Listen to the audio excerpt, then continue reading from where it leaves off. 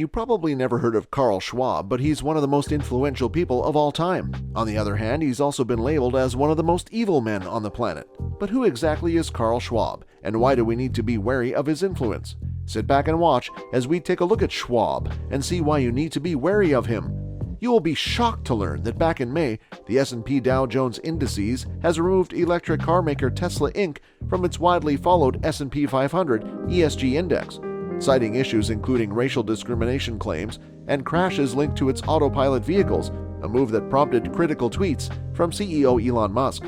Other contributing factors to the changes included Tesla's lack of published details relating to its low-carbon strategy or business conduct codes, according to Margaret Dorn, the organization's head of ESG Indices for North America. In an interview, Dorn said, "Even though Tesla is contributing to reducing emissions with its electric cars, its issues and lack of disclosures relative to industry peers should raise concerns for investors looking to judge the company across environmental, social, and governance ESG criteria." Now, what's even more shocking is that Apple, Amazon, and even oil and gas multinational ExxonMobil stayed on that list, even taking the top spots. With the latest moves, Elon Musk tweeted, "Exxon is rated top 10 best in world for environment, social, and governance by S&P 500, while Tesla didn't make the list. ESG is a scam. It has been weaponized by phony social justice warriors.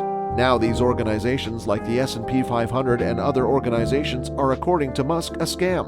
These organizations, including the United Nations, have been quietly transformed into a public-private partnership, giving multinational corporations a say in global governance.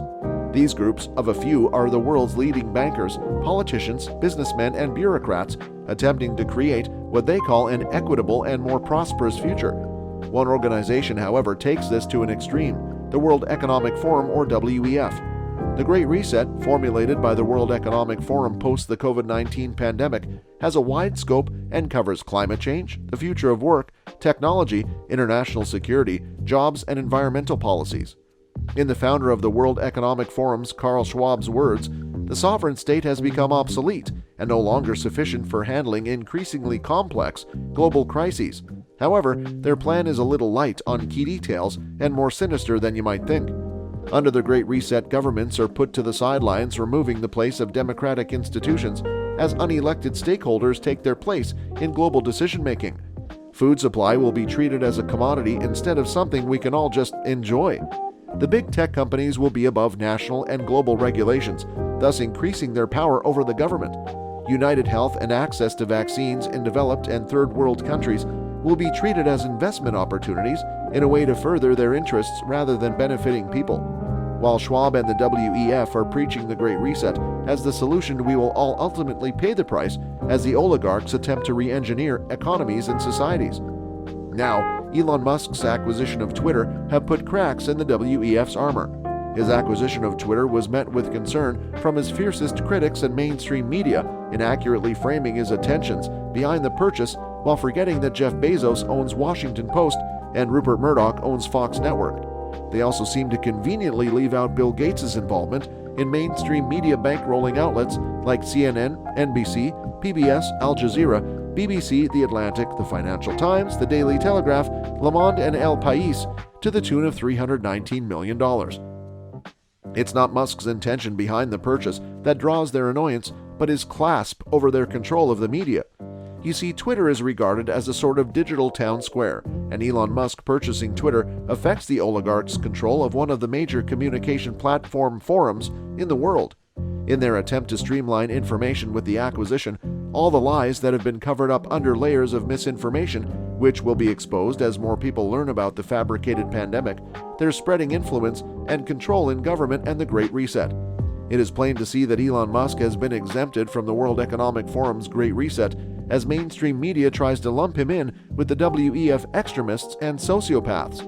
If you find it hard to believe that a group of elite few are trying to make decisions for humanity without humanity's consent, it is a good time to remember that some of the most influential people in the world and young leaders identify with Klaus Schwab, WEF, and its agenda.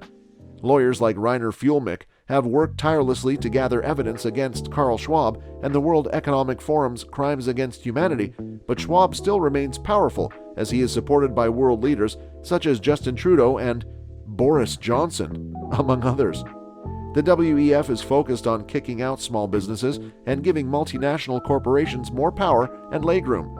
So when mainstream media tries to convince you that Musk's purchase of Twitter is evil and criticizes his other purchases, you need to look at the matter from both sides. Always remember, these were the same news outlets who side with the corporate world and work for the benefit of these multinational organizations. That's all for this video. Hope you enjoyed watching this one. Thanks for watching.